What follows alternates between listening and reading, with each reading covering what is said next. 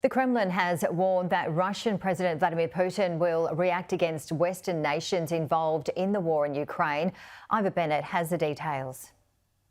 We've just been hearing from Russia's president again following his televised address last night. He's just been speaking with military leaders, and he's been speaking more about this new hypersonic ballistic missile that Stuart was referencing, that was used for the first time on the battlefield yesterday in the city of Dnipro. He said Russia will continue to test this missile in combat conditions. He said a decision has been taken to start serial production of the weapon, and he said that Russian security will be ensured. It's an attempt, I think, a clear attempt to reinforce last night's threat he made that Moscow now has a right to target those countries, i.e. Britain and America, which have allowed Ukraine to fire their missiles, their long-range missiles on Russian soil. And earlier, of course, the Kremlin also doubled down on these threats, saying that Russia will react to what it called the West's reckless actions, and that contours of further retaliatory actions were clearly outlined.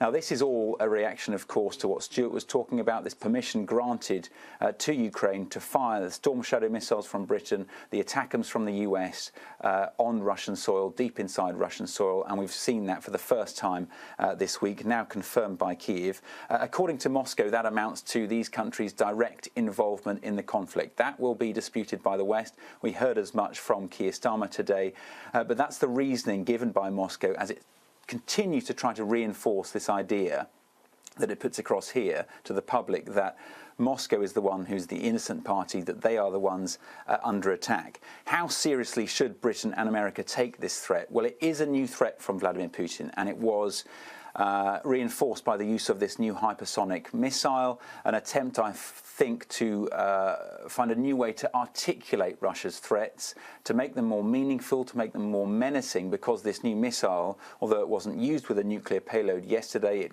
is capable of carrying multiple nuclear warheads.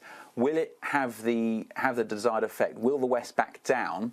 I don't think so, because despite all this posturing, the thinking is that Russia has too much to lose here. In a direct conflict with NATO, they will be outgunned, of course, and right now they have too much to lose with the new Trump administration. They have too much to lose with prospective peace talks through which they stand to gain. For example, in any kind of peace settlement, it would be highly beneficial to Moscow. That's the thinking. Having said that, of course, Russia is a country full of surprises, with a leader who likes to defy expectations.